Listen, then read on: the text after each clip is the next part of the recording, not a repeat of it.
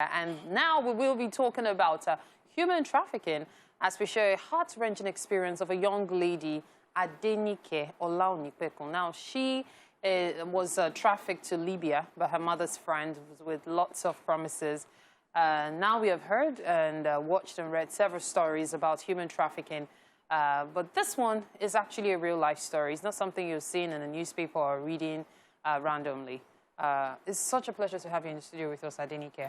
Thank you so much. Now, accompanying her to share this touching tale is Kehinde Okorafor.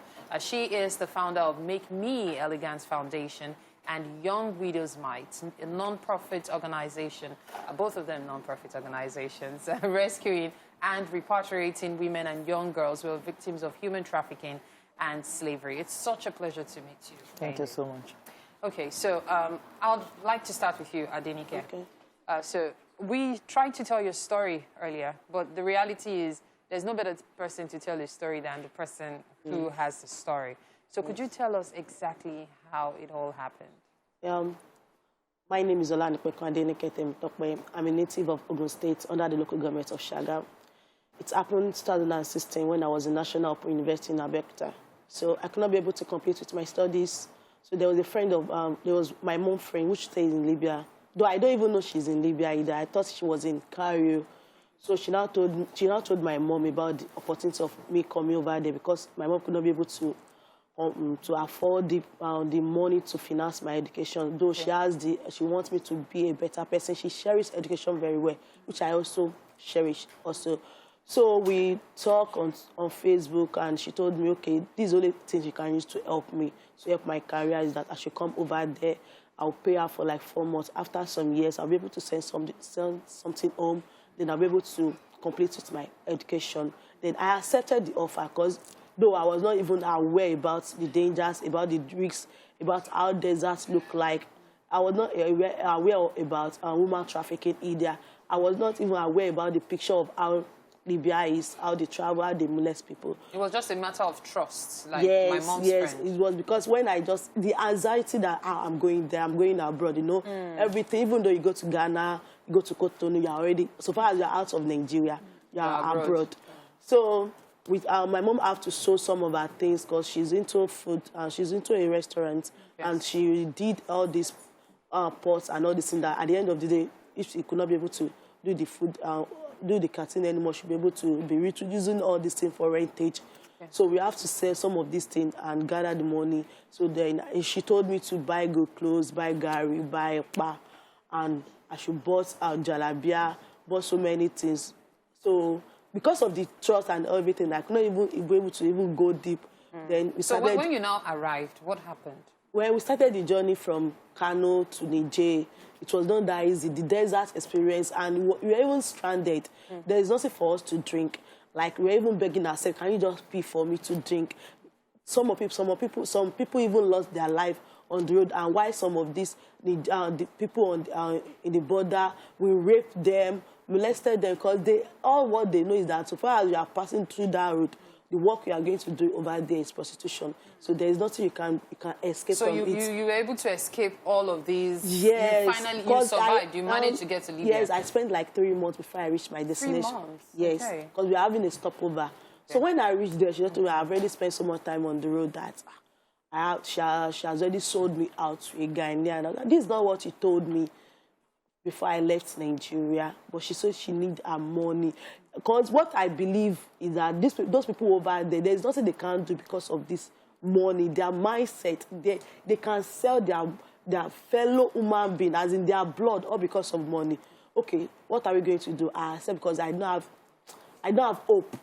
And you did not have any money? I don't have any money. I'm already in Libya. I can't go back to Nigeria. Did you call your mom? Were you able to reach your mom to...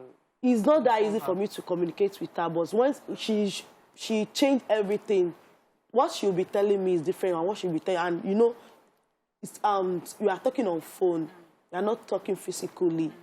So you won't be able to pass the message across the way. So the next day, the Ghanaian came to pick me, and they told me, they even asked me what kind of work that I want to do.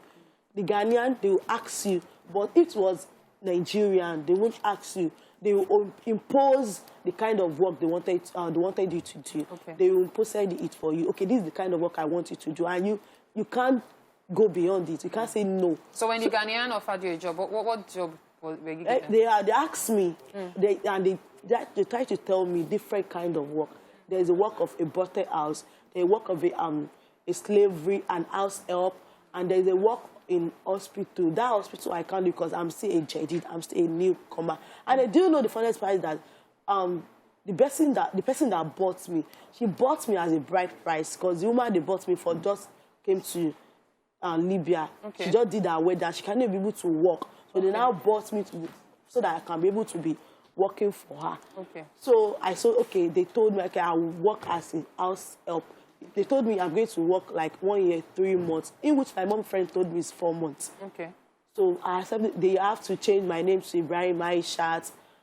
Well, get me a Ghanaian passport, got me everything, bought me a jalabia, then I started the work the next day. It's still 3 months work.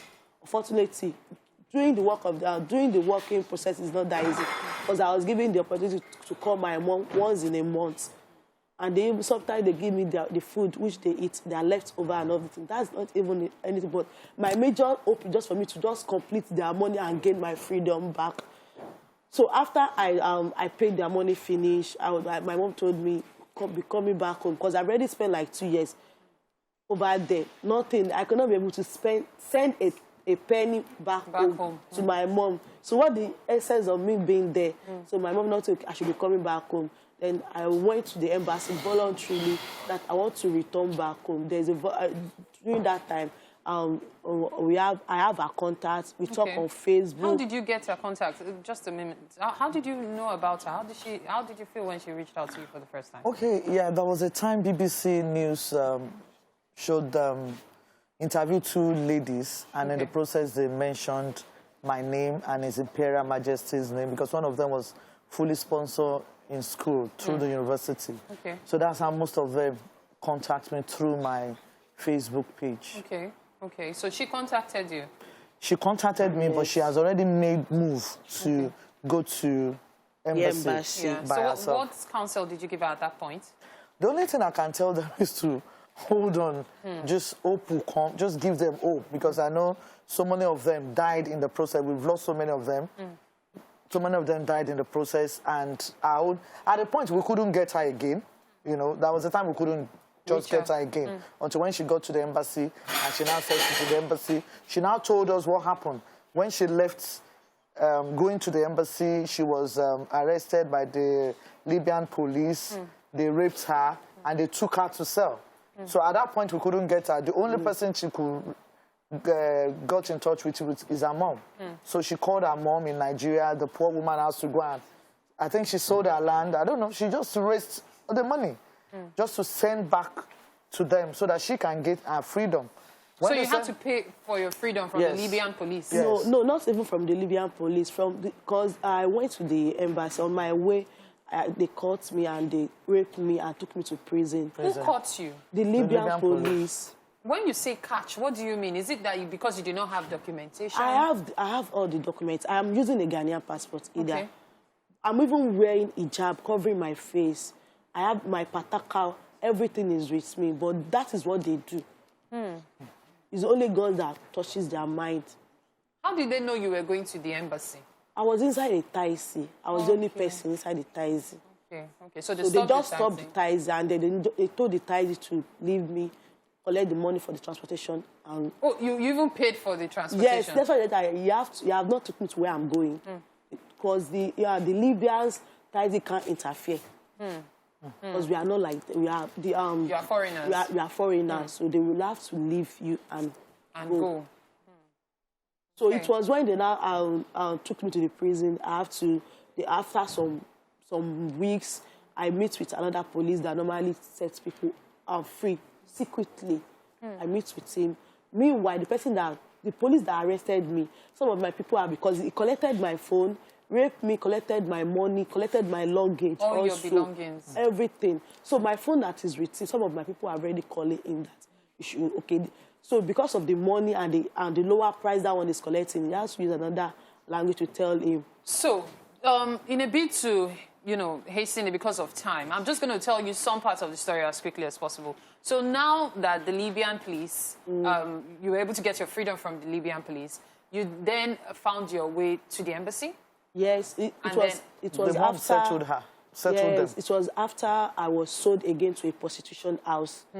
That's when I escaped. So also. who sold you? A Nigerian this time? No, it was those, you know I'm using a Ghanaian passport. Yes. After they collected the money from the person they sent, the person my mom sent money to come and bail me in the prison, they collected the money and took me back to the prison. It was one man that saw me and said, I'm saying I'm a Ghanaian. He has some Ghanaian that is working for him that will take me to them. So it was that Ghanaian, because I'm a Nigerian, but I have to deny my language. Claiming, yeah. So it was that Ghanaian that they took me to. That one also have to sold me out to a Ghanaian also. So it was a case of the circle continued. Yes, so they sold me out to a bottle house, and I found my way. I did work. It was not from my mind, but I have to do it with force, with beating, with everything. I can remember one day when they turned me to a naked, I have to be in naked for a whole day.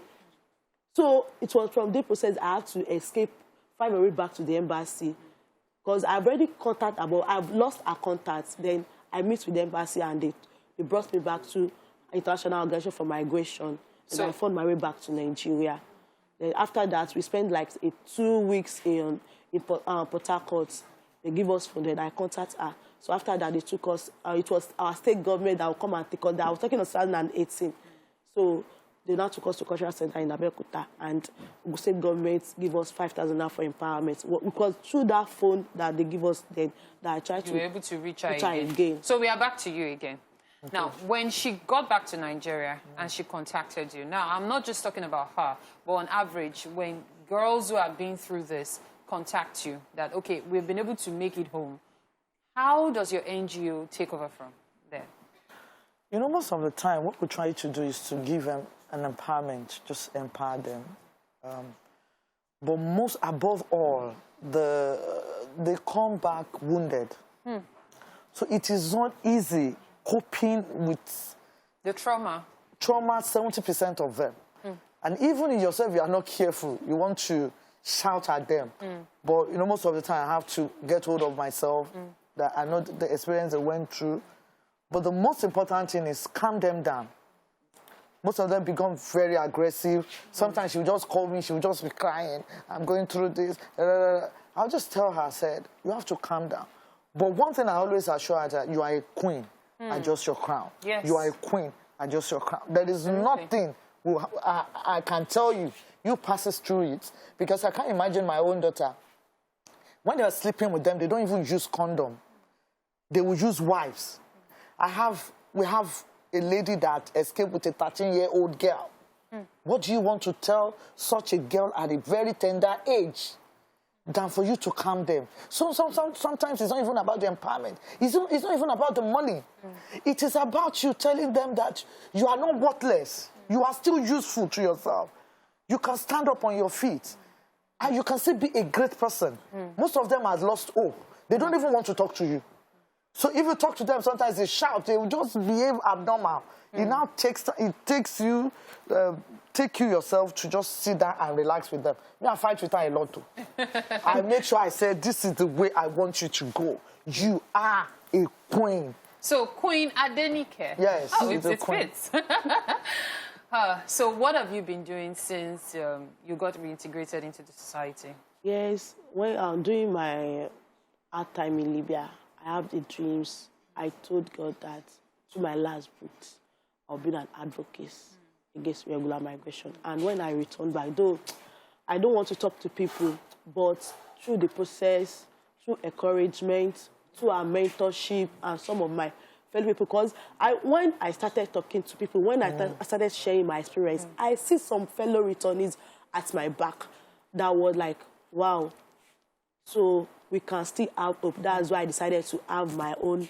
Through some time, I learned from her. Then I developed the skills of starting my advocacy, having my own personal NGO, Foundation for Action Against Regular Migration. That's amazing. And through, like right now, as I'm talking to some people, might be watching me, and some people will call me. We have a stranded victim in Libya, okay, because I'm used to the Libya, I would direct them. And then sometimes if it's took me, I can't do it anymore. I'll call her, Mom, I'm having issue with this witness. Can you just help me? And then, you know, I find it amazing how you've been able to do this. Thank you so much for the work you do. Thank you. We really appreciate you. Thank you so much as well, Mrs. Okora, for it's commendable and quite noble what you've been doing. We really, really appreciate your efforts, how you've been able to help her turn our story around. Thank you so much for all you do.